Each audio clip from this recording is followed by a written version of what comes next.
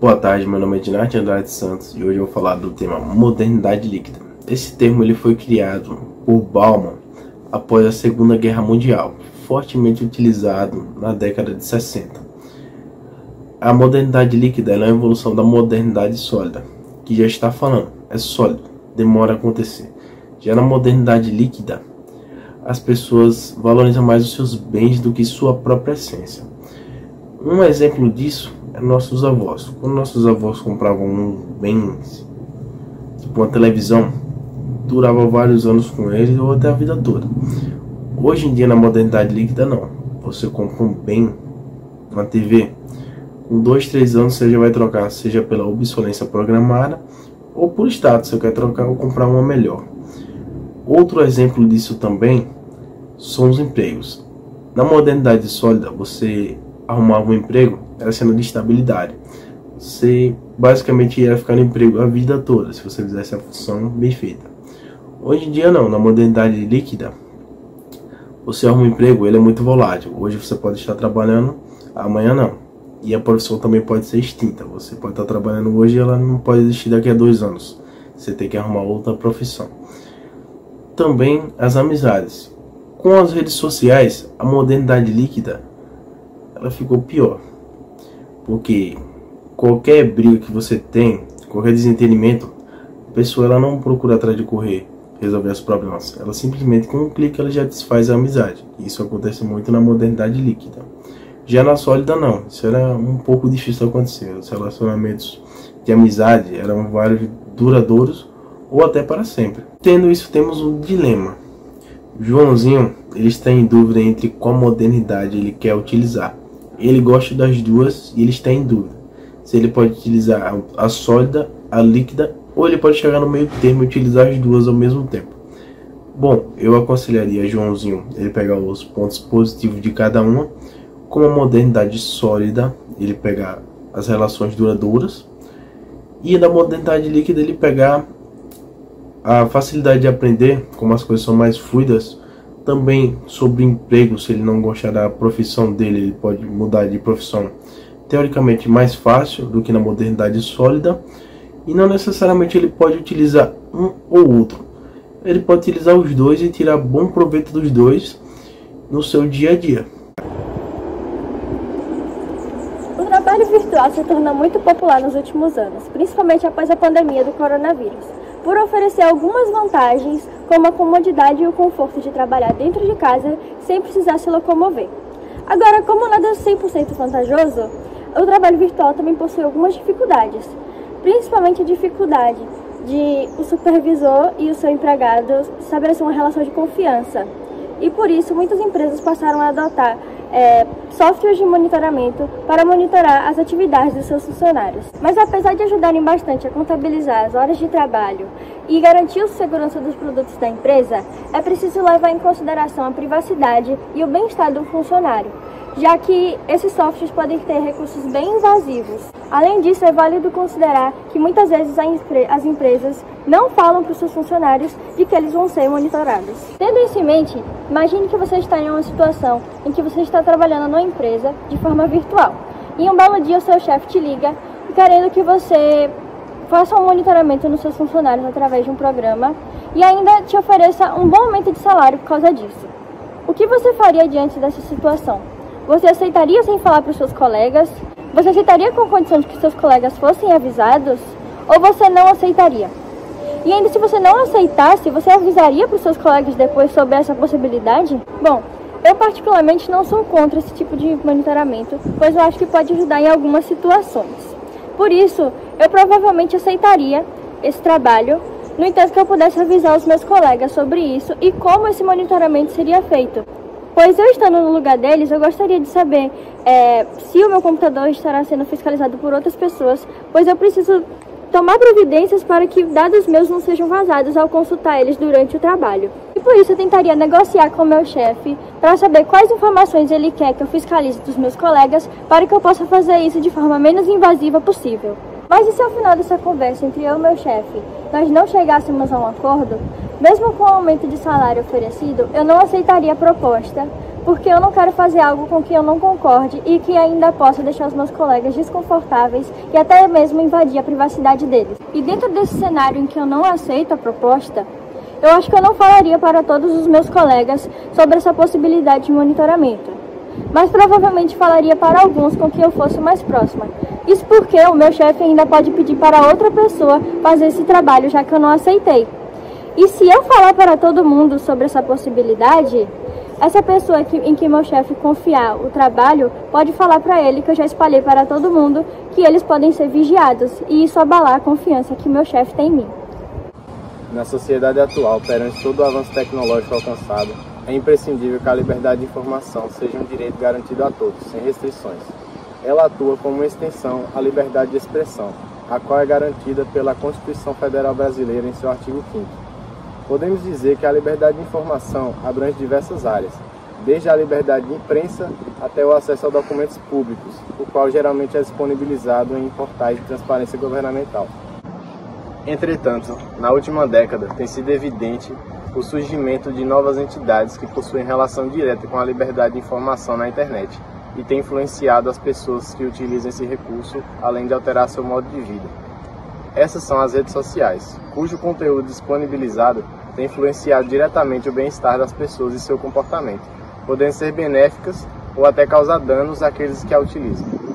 Dado esse contexto, podemos considerar que as redes sociais têm utilizado poderosos artifícios para tentar converter cada vez mais usuários para suas plataformas e para mantê-los nelas pelo maior tempo possível. Essas redes utilizam algoritmos e ferramentas para tentar prender o usuário em sua rede, utilizando o sistema de recomendação. Esse sistema funciona da seguinte forma: ele de certa forma aprende os gostos do usuário e passa a recomendar cada vez conteúdos mais parecidos com aquilo que é expressado pelo seu gosto, o que acaba tornando aquele perfil uma grande bolha, que sempre recebe mais do mesmo. Porém, os métodos utilizados para realizar essas ações ainda não são públicos. Muitos especulam, mas ainda não há como saber se as redes sociais, as quais geralmente possuem acesso à câmera e ao microfone dos usuários, utilizam esses equipamentos para, de certa forma, espionar o comportamento do usuário e captar as expressões e reações deles às publicações, para assim fornecer cada vez mais conteúdo e anúncios personalizados. Isso iria converter um percentual de lucro para aquela empresa, utilizando ferramentas que talvez não seriam tão éticas. Dessa forma surge o seguinte dilema: é importante que sejam públicos os algoritmos de recomendação das redes sociais, ou isso seria uma ameaça à estratégia de negócio das empresas? Na PL 2630 do ano de 2020, esse assunto é abrangido. Conhecida popularmente como Lei das Fake News, que tinha um objetivo inicial de combater a desinformação na internet, garantir a liberdade, a transparência e a responsabilidade no ambiente virtual, um dos artigos propõe que as Big Techs sejam obrigadas a descrever como funcionam seus algoritmos de recomendação de maneira objetiva. Na minha opinião, esse aspecto da PL seria um avanço em relação à liberdade de informação, uma vez que seria possível o usuário saber como exatamente seus dados estão sendo utilizados e assim se precaver, podendo optar em utilizar ou não uma dada plataforma. Dessa forma, ele seria mais criterioso, em vez de aceitar cegamente os termos de uso das plataformas, além do uso de seus microfones e câmeras. Mensagens eletrônicas são meios de comunicação digital que acontecem por meio de aparelhos eletrônicos, como smartphone, computadores e tablets. Essas mensagens elas podem ser transmitidas de maneira instantânea, permitindo ao usuário que possa transmitir suas informações de maneira rápida e eficiente, independente da questão geográfica. Pois é, além disso, temos uma vasta diversidade de tipos de mensagens eletrônicas, como e-mails, SMS e através das redes sociais, como WhatsApp, TikTok e Instagram. Afinal de contas, quem nunca mandou aquele direct pro contatinho ou recebeu aquela fofoquinha pelo WhatsApp que todo mundo ama? Além disso, no ano 2020, com a Covid-19, houve um significativo aumento no uso das mensagens eletrônicas em todo o mundo, como é mostrado no levantamento a seguir. Isso se deu devido ao distanciamento social, onde as pessoas se encontraram na necessidade de se comunicar com seus entes queridos, amigos e até com o trabalho. Ainda assim, apesar de ser uma tecnologia amplamente difundida na sociedade, existe uma parcela de pessoas que não detém de tal acesso, o que gera desigualdades sociais severas. Outro fator que gera muita desigualdade foi durante a pandemia também, no âmbito estudantil, onde alunos que não tinham acesso às plataformas de ensino necessárias, onde era necessário o acesso à internet, foram excluídos do sistema.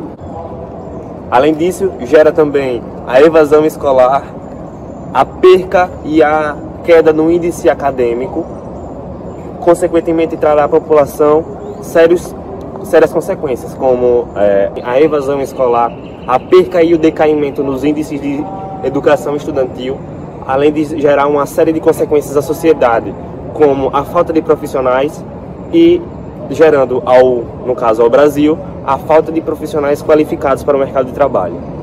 Portanto, imagine você, como gerente de uma empresa, que pretende adotar uma plataforma digital, através da mensagem eletrônica, que permitam com que seus funcionários eles se comuniquem de maneira rápida e eficaz, compartilhando experiências, conhecimentos e até trabalhos daquele momento. Além disso, você também sabe que nem todos na sua empresa detêm de habilidades suficientes para aderir a esse novo sistema, levando à seguinte situação ética. Você, como gerente dessa empresa, abriria mão da agilidade, rapidez e eficiência na hora de se comunicar com seus funcionários, ou procuraria estudar uma forma de integrar todos os funcionários sem exceção, só que de forma que demandasse mais tempo e dinheiro da sua empresa? Eu, particularmente, por mais que demandasse mais tempo, procuraria desenvolver uma forma de abranger todos os meus funcionários, sem exceção, promovendo a inclusão, o desenvolvimento e a eficiência da minha empresa. E você, o que faria nessa situação? Olá, eu gostaria de perguntar, primeiramente, uma coisa. Somos manipulados pelas redes sociais ou não? Deixando essa questão um pouco de lado, gostaria de deixar o conceito de habeas data aqui, que é algo muito importante que poucas pessoas sabem. Habeas data basicamente é um direito constitucional que lhe permite utilizar de informações que sejam armazenadas por entidades governamentais ou privadas, visando a sua proteção e coerência desses dados. No Brasil, esse direito é garantido pela Constituição Federal. Se o usuário quiser tais informações, ele consegue a partir de um pedido judicial. Partindo mais por uma questão de privacidade, eu gostaria de trazer aqui um caso muito famoso que ocorreu na data de 2018 com a Cambridge Analytica e o Facebook. Tal escândalo ressaltou a preocupação acerca de notícias falsas e desinformações na internet, já que a empresa utilizou de tais dados para fazer anúncios políticos segmentados, muitas das vezes atacando a oposição ou favorecendo o então candidato à presidência, Donald Trump. Isso acabou ressaltando a nossa preocupação do quanto as mídias sociais têm que ser responsabilizadas por tais tipos de informações propagadas ou o quanto ela influencia no nosso papel de opinião pública. Tal que tais empresas também têm que ter essa ética por trás da manipulação de massas e da questão da influência no comportamento das pessoas por conta de questões psicológicas que acarretam na manipulação de massas. Como resultado do escândalo da Cambridge Analytica, houve um grande aumento na importância da coleta e uso desses dados, além de uma melhor visibilidade da privacidade desses dados. Vários países implementaram e fortaleceram a lei de proteção de dados como o Regulamento Geral de Proteção de Dados na União Europeia. Voltando para a questão da pergunta que eu fiz logo no começo, em minha opinião, somos sim manipulados pelas redes sociais, tal como citado no artigo acima. Isso nos mostra que a fragilidade que nossos dados possuem na mão dessas grandes empresas, que visam muitas vezes o dinheiro, influência pessoal, benefício próprio, manipulação de massas, como as questões de manipulação de votos e tudo mais. Outro caso mais recente ocorreu em 2020 com o YouTube, Instagram e TikTok, que vazaram mais de 235 milhões de contas na internet. Que só não ocasionou mais problemas, pois o banco de dados que continha as informações era só de informações já públicas pelos usuários, ou seja, perfis de internet, contas no YouTube, dentre outras coisas. Com isso, temos que cobrar medidas de proteções mais efetivas e termos de privacidade mais transparentes para com o usuário. Se vocês quiserem saber mais sobre tal caso, que eu dei uma boa resumida quanto a isso em virtude do tempo, sugiro que vejam o filme Privacidade Hackeada na Netflix. E caso ainda tenham mais interesse sobre essas questões de dilemas de sociedade com internet, existe o documentário Dilema em Rede, que é muito bom, que também se encontra na sociedade. Mas vem cá, me pergunta, o que você pensa sobre isso? Você sabe o que é inteligência artificial? Então vem comigo. A IA vem sendo bastante utilizada na nossa década. Estamos passando pela quarta revolução industrial. Com esses avanços tecnológicos, temos o avanço do ser humano e o ambiente. Com ela, vem se criando ferramentas de diversos tipos. Uma delas é o deepfake. Você sabe o que é o deepfake? Deepfake é uma ferramenta utilizada para mudar características do rosto e vem sendo muito utilizada na indústria cinematográfica. Como exemplo, na indústria cinematográfica, temos o ator Paul Walker, que morreu em 2013, e utilizaram da inteligência artificial para modificar o rosto dele em um dublê, que, por ser uma tecnologia avançada, custou muito caro. E com isso era um pouco mais difícil de ser utilizada a IA e era mais complicado. Com o avanço da tecnologia, utilizaram o deepfake, que é uma ferramenta mais prática, mais barata e qualquer um pode usar. E ele tem os seus prós e os seus contras. Além do ator Paul Walker, que foi um ponto pró, temos também pessoas que começaram a fazer vídeos virais, utilizando fotos de entes queridos e animando, fazendo com que a pessoa tenha um aconchego no seu coração e aqueça. E um dos pontos contras foram um caso famoso do presidente dos Estados Unidos, o Barack Obama, que ele criaram um vídeo, por mais que seja real, dele falando sobre o filme Pantera Negra e criticando o antigo presidente dos Estados Unidos, Donald Trump. Imagine você, um desenvolvedor de software, e criou um deepfake ultramente realista. Você, tendo criado esse programa, uma empresa clandestina e não confiável, com histórico negativo ainda por cima, ofereceu para você uma proposta milionária. Você pensou assim: tenho duas alternativas. A empresa, eu vender o meu software ultramente realista para a empresa, que pode gerar afins criminalistas, ou eu ficar sem o dinheiro e perder essa grande oportunidade. O que você faria?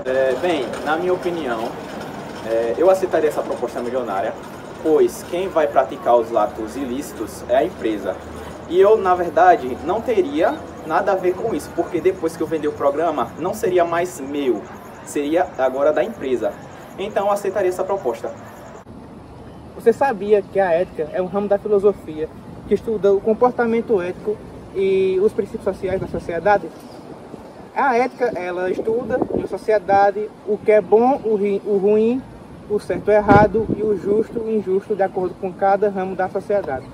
De acordo com a nossa área de estudo, que é a computação, a ética ela é estudada recentemente na nossa área, que surgiu lá na Guerra Fria, nos anos 80, e vem agora a ser debatida nos anos mais recentes, 2010 e 2020. Um dos tópicos que eu vou abordar é como as empresas usam a tecnologia para, assim, interagir com o meio social. Um dos pontos a ser abordados é o uso indevido de dados pessoais.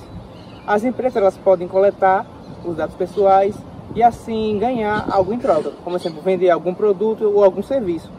O outro é o desenvolvimento de algoritmos.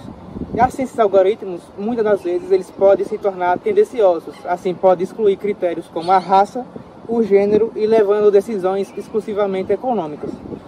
Outro ponto é o vício em tecnologia. As empresas, muitas vezes, elas colocam recompensas imediatas para assim manipular as pessoas. Como, por exemplo, aplicativos de vídeos curtos, que assim deixa as pessoas literalmente várias horas no aplicativo e assim consumindo boa parte do seu tempo útil. Vamos supor que eu esteja atuando na área de TI e eu fui formado com um amigo meu, que fizemos a graduação, a pós-graduação e o mestrado. E agora nós atuamos em um grande banco. Se esse meu amigo ele consegue informações privilegiadas de uma cliente com seus dados pessoais e informações bancárias, vamos supor que ele pegue esses dados e use eles para ganhar algo em troca, como um ganho financeiro. Se eu denunciar esse meu amigo, ele vai perder a sua carreira como profissional da TI e também vamos perder uma amizade. Se eu deixar isso em off, vamos supor, o banco vai ficar inseguro e assim vários clientes podem acontecer a mesma coisa. E na minha opinião, eu denunciaria esse amigo, pois apesar de tudo, o banco tem que ficar seguro e assim também como as informações dos clientes. E você, o que você faria no meu lugar? O que são os códigos de ética da computação? Bom, os códigos de ética da computação são um conjunto de diretrizes e princípios que estabelecem padrões de conduta profissional para os indivíduos que trabalham na área. Esses códigos são projetados para orientar os profissionais em relação a questões éticas que podem surgir no exercício de suas funções. Existem várias organizações, associações profissionais que estabelecem códigos de ética para a computação. E um dos códigos de ética da computação mais conhecido é o Código de Ética da ABEP, Associação Brasileira de Ética Profissional. E esse código é específico para a área de TI no Brasil, fornecendo diretrizes de conduta ética aos profissionais da área e colocando como ênfase questões como sigilo de informações, competência técnica, respeito aos direitos autorais, entre outros. Agora trazendo uma situação onde trabalho como desenvolvedor de software em uma empresa de tecnologia. O meu gerente me pede para desenvolver um sistema de reconhecimento facial, onde ele será usado para identificar as pessoas em um ambiente público e como em uma cidade, uma universidade, um exemplo tipo a UFES, assim, que tem uma grande dimensão. E, no entanto, eu tenho preocupações éticas em relação a esse sistema, pois ele pode violar a privacidade das pessoas e também pode ser utilizado para uma vigilância em massa. Só que, olhando bem, eu tenho que seguir as ordens do meu gerente, pois faz parte do meu trabalho. Além disso, eu também tenho a oportunidade de alavancar e ganhar um grande reconhecimento na minha área.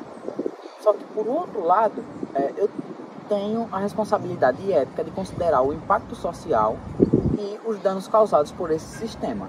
Diante dessa situação, o que vocês iriam fazer? Vocês iriam obedecer a ordem do seu gerente e desenvolver o sistema? Ou vocês iriam recusar desenvolver o sistema? E também tem a possibilidade de vocês pegarem e propor alternativas mais éticas que acrescentassem no sistema. Bom, nessa situação eu iria propor alternativas mais éticas, como desenvolver um sistema que garanta a privacidade das pessoas, ou que seja apenas utilizado para fins específicos. E também eu iria procurar especialistas em direitos humanos, profissionais de ética. Com isso, eu iria debater o dilema e tal, e eles iriam me propor algumas dicas que talvez possa ser que eu consiga ter uma melhoria no sistema e assim ia garantir a segurança dos usuários do meu sistema. Bom, eu vou falar sobre o acesso não autorizado. Mas você sabe o que é o acesso não autorizado? O acesso não autorizado é o acesso ou até uso de informações confidenciais, havendo ou não inviolabilidade dos dados informáticos, cujo agente denominamos crack, que é quase a mesma coisa que um hack. Mas o crack é um indivíduo que invade sistemas para fins ilegais, cujo seu principal objetivo é a quebra desse sistema e o acesso ilícito às informações armazenadas. Especialistas rotulam o acesso não autorizado como uma invasão, mas isso necessariamente não quer dizer que seja um ataque cibernético bem sucedido.